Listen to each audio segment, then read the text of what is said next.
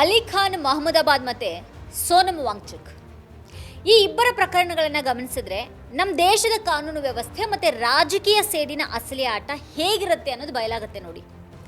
ಸರ್ಕಾರ ಒಂದು ವ್ಯವಸ್ಥಿತ ಪ್ಲಾನ್ ಮಾಡಿ ಹೇಗೆ ಒಬ್ಬ ವ್ಯಕ್ತಿಯನ್ನು ಹತ್ತಿಕ್ಕಬಹುದು ಅನ್ನೋದಕ್ಕೆ ಈ ಎರಡು ಘಟನೆಗಳ ಸಾಕ್ಷಿ. ಆಪರೇಷನ್ ಸಿಂಧೂರ್ ಬಗ್ಗೆ ಬರೆದಿದ್ದಕ್ಕಾಗಿ ಪ್ರೊಫೆಸರ್ ಅಲಿ ಖಾನ್ ಮಹಮೂದಾಬಾದ್ ಅವ್ರ ವಿರುದ್ಧ ಕೇಸನ್ನು ಹಾಕಲಾಯಿತು. ತಿಂಗಳಗಟ್ಟಲೆ ಅವ್ರ ಮೇಲೆ ತೂಗುಗತಿ ಇಟ್ಟಿದ್ದಂಥ ಹರಿಯಾಣ ಸರ್ಕಾರ ಸುಪ್ರೀಂ ಕೋರ್ಟ್ ಚಾಟಿ ಬೀಸಿದ ತಕ್ಷಣವೇ ನಮಗೆ ಅವ್ರ ವಿರುದ್ಧ ಕೇಸ್ ನಡೆಸೋದಕ್ಕೆ ಆಸಕ್ತಿ ಇಲ್ಲ ಅಂತ ಹೇಳಿಕೆಯನ್ನು ನೀಡಿ ಹಿಂದೆ ಸರಿದಿದೆ. ಹಾಗೆ ಇನ್ನೊಂದು ಕಡೆಗೆ ಲಡಾಖ್ನ ಉಳಿವಿಗಾಗಿ ಹೋರಾಟವನ್ನು ನಡೆಸಿದಂಥ ಸೋನಮ್ ವಾಂಗ್ಚುಕ್ ಅವರನ್ನು NSA ಅಂತಂದರೆ ನ್ಯಾಷನಲ್ ಸೆಕ್ಯೂರಿಟಿ ಆ್ಯಕ್ಟ್ನಂಥ ಕರಾಳ ಕಾಯ್ದೆಯಡಿ ಜೈಲಿಗೆ ತಳ್ಳಾಯಿತು. ಇಡೀ ಬಲಪಂಥೀಯ ಭಕ್ತಪಡೆ ಅವರನ್ನು ದೇಶದ್ರೋಹಿ ಅಂತ ಕರೀತು. ಆದರೆ ಈಗ 6 ತಿಂಗಳ ನಂತರ ಅದೇ ಮೋದಿ ಸರ್ಕಾರ ಯಾವುದೇ ಒಂದು ಸೂಕ್ತ ಕಾರಣ ನೀಡದೇನೆ NSA ಕಾಯ್ದೆಯಡಿ ಹಾಕಿದಂಥ ಪ್ರಕರಣವನ್ನು ಈಗ ವಾಪಸ್ ಪಡೆದಿದೆ. ಈ ಇಬ್ಬರ ಮೇಲೆ ದೇಶದ್ರೋಹದಂಥ ಗಂಭೀರ ಆರೋಪಗಳನ್ನು ಮಾಡಲಾಗಿತ್ತು. ಇಬ್ಬರನ್ನ ಇಲ್ಲಿನ ಮಡಿಲ ಮೀಡಿಯಾಗಳು, BJP ನಾಯಕರು, ಅವರ ಬೆಂಬಲಿಗ ಪಡೆ, ಅವರ IT ಸೆಲ್ ಎಲ್ಲರೂ ಸೇರಿಕೊಂಡು ಮಹಾ ದೇಶದ್ರೋಹಿಗಳು ಅನ್ನೋ ಹಾಗೆ ಬಿಂಬಿಸಿದ್ರು. ಇಬ್ಬರ ವಿರುದ್ಧ ಕೂಡ ಅತ್ಯಂತ ಗಂಭೀರ ಆರೋಪಗಳನ್ನು ಇಲ್ಲಿನ ಮಡಿಲ ಮೀಡಿಯಾಗಳಲ್ಲಿ, ಸೋಷಿಯಲ್ ಮೀಡಿಯಾದಲ್ಲಿ ಮಾಡಲಾಗಿತ್ತು.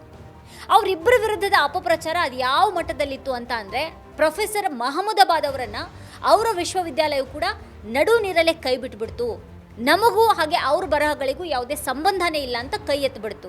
ಹಾಗಿದ್ದ ಮೇಲೆ ಈಗ ಯಾವುದೇ ಸಾಕ್ಷ್ಯಗಳ ಕೊರತೆ ಇಲ್ಲದೆ ಇದ್ರೂ ಸರ್ಕಾರಗಳಿಗೆ ಕೇಸನ್ನು ವಾಪಸ್ ಪಡೆದಿದ್ದು ಯಾಕೆ? ಇವರನ್ನ ಸುಮ್ಮನೆ ಜೈಲಲ್ಲಿ ಕಳಿಸಿದ್ದು, ಮಾನಸಿಕ ಹಿಂಸೆಯನ್ನು ನೀಡಿದ್ದು ಕೇವಲ ಈ ಒಂದು ವ್ಯವಸ್ಥೆಯನ್ನು ಪ್ರಶ್ನೆ ಮಾಡೋರಿಗೆ ಎಚ್ಚರಿಕೆಯನ್ನು ನೀಡೋದಿಕ್ಕ? ಸರ್ಕಾರದ ಧೋರಣೆಯನ್ನು ಪ್ರಶ್ನೆ ಮಾಡಿದರೆ ನಿಮ್ಮ ಸ್ಥಿತಿ ಕೂಡ ಇವ್ರ ಹಾಗೆ ಆಗತ್ತೆ ಅಂತ ಜನರಲ್ಲಿ ಒಂದು ಭಯ ಹುಟ್ಟಿಸೋದು ಈ ಪ್ರಹಸನದ ಅಸಲಿ ಉದ್ದೇಶನ?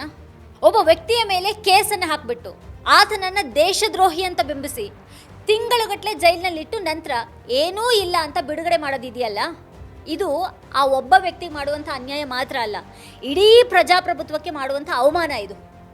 ಈ ರೀತಿ ಸುಳ್ಳು ಕೇಸನ್ನು ಹಾಕಿ ಜನರ ಜೀವನವನ್ನು ಹಾಳು ಮಾಡುವಂಥ ಅಧಿಕಾರಿಗಳು ಮತ್ತು ಸರ್ಕಾರಗಳ ಮೇಲೆ ಕ್ರಮ ತೆಗೆದುಕೊಳ್ಳೋರು ಯಾರು? ಸರ್ಕಾರದ ಬಗ್ಗೆ ಮಾತಾಡಿದ ಕೂಡಲೇ ದೇಶದ ವಿರುದ್ಧ ಮಾತಾಡಿದೆ ಅಂತ ಹಣೆಪಟ್ಟಿ ಹಚ್ಚೋದ್ರ ಬಗ್ಗೆ ನೀವೇನು ಹೇಳ್ತೀರಿ? ಸರ್ಕಾರದ ಈ U-ಟರ್ನ್ ಬಗ್ಗೆ ನಿಮ್ಮ ಅಭಿಪ್ರಾಯ ಏನು ಅಂತ ಕೆಳಗಡೆ ಕಮೆಂಟ್ ಮಾಡಿ ನಮಗೆ ತಿಳಿಸಿ. ನೀವಿನ್ನು ವಾರ್ತಾಭಾರತಿ ಚಾನಲನ್ನು ಸಬ್ಸ್ಕ್ರೈಬ್ ಮಾಡಿಲ್ಲ ಅನ್ನೋದಾದರೆ ಈ ಕೂಡಲೇ ವಿಡಿಯೋದ ಕೆಳಗೆ ಕಾಣ್ತಾ ಇರುವಂಥ ಸಬ್ಸ್ಕ್ರೈಬ್ ಬಟನ್ ಹಾಗೆ ಪಕ್ಕದಲ್ಲೇ ಇರುವಂಥ ಬೆಲ್ ಐಕಾನ್ನ ಪ್ರೆಸ್ ಮಾಡಿಬಿಡಿ. ಮತ್ತು ನಮ್ಮ ಎಲ್ಲ ವಿಡಿಯೋಗಳನ್ನು ಮಿಸ್ ಮಾಡದೆ ಕೊನೆವರೆಗೂ ನೋಡಿ. ಅದರ ಕುರಿತಾಗಿ ನಿಮ್ಮ ಅಭಿಪ್ರಾಯಗಳೇನಿದೆ ವಿಡಿಯೋ ಕೆಳಗಡೆ ಕಮೆಂಟ್ ಮಾಡಿ ನಮಗೆ ತಿಳಿಸಿ. ಮತ್ತು ನಿಮ್ಗೆ ಇಷ್ಟವಾದಂಥ ವಿಡಿಯೋಗಳ ಲಿಂಕನ್ನು ನಿಮ್ಮೆಲ್ಲ ಬಂಧು ಮಿತ್ರರಿಗೆ ವಾಟ್ಸ್ಆ್ಯಪ್ ಮಾಡಿ. Thank you.